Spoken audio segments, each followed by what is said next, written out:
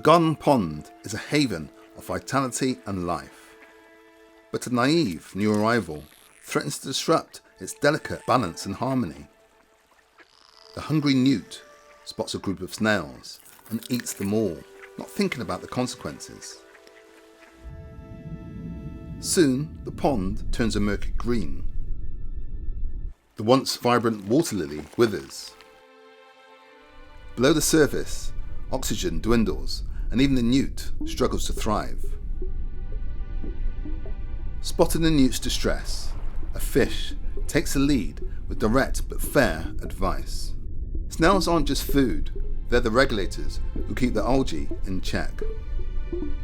Newcomers are always welcome, but should know that respect is a shared responsibility. The newt appreciates the fish's approach and resolves to be more community-minded. In time, new snails arrive, and the newt forages responsibly.